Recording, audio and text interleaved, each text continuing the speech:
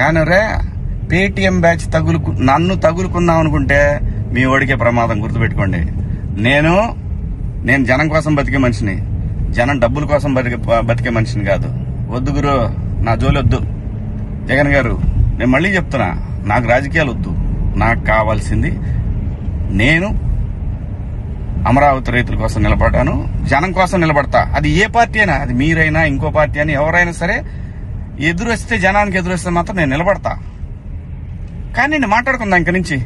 నేను డైరెక్ట్ గా అడుగుతా పీఎం గారినే, ఈ దేశంలో సిబిఐ మీద నమ్మకం ఉండాలంటే, సిబిఐ మీద నమ్మకం కుదరాలంటే ఫస్ట్ కేసులను రాజకీయ నాయకులందరినీ కూడా పక్కన పెట్టి, రాజకీయాల నుంచి పక్కన పెట్టి, వాళ్ళు మంచోళ్ళ చెడ్డోళ్ళ అని తేలిన తర్వాత వాళ్ళని పాలిటిక్స్ లో ఉండే విధంగా చేయగలిగితే బాగుంటుందని పీఎం గారిని కూడా అడుగుదాం అనుకున్నా. ఇక నుంచి మిమ్మల్ని రోజు అడుగుతా. ఇక నుంచి మీకు రోజు నా జోలు రావద్దు. నేను నా బతుకు నేను బతుకుతున్నా, నిజాయితీగా బతుకుతున్నా. ఏ రాజకీయ పార్టీ దగ్గర పోయి చేయి జాపలా. మీరంటే భయపడతామా? ఏం చేస్తారు రాబాయ్?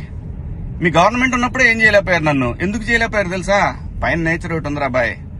రప్ప ఇవన్నీ బాగుంటాయి వీడియోల్లోనూ వాటిలో చూసుకోవటానికిను ఎగేసుకొని మనం భుజాన రేపేదో జరుగుద్దని ఊహించుకుంటే. మనందరికంటే ప్రకృతి గొప్పది రాబాయ్, గుర్తుపెట్టుకోండి. అయినా వ్యవస్థ గురించి ఆలోచించాలి కానీ ఎవడో ఒకటి డబ్బు సంపాదించుకుందాం జనం మీదని వాడి కోసం వాడిచ్చే 1000 రూపాయలు, 4000, 10,000, 20,000, 1,00,000, 2 లక్షల రూపాయల కోసం ఎంతమంది భావితరాల భవిష్యత్తు ఆడుకుంటారా? మీరంతా బుద్ధి ఉందంటారా మీకేమన్నా? మనందరం ఏమి లేకుండా ఇంత దూరం వచ్చాం కదా. మాట్లాడుకుందారా బాయ్, రేపు నుంచి మాట్లాడదాం మీ నాయకుడి గురించి, మీ పేటీఎం బ్యాచ్ గురించి. ఇంకా ఉన్నారు తీస్తా. ఇప్పుడు దాకా సైలెంట్ గా ఉన్నా నేను. మీరు నా బతుకు దాకా వచ్చారు చూసారా? ఒక్కొక్కటి చూద్దాం, మాట్లాడుకుందాం రా బాయ్.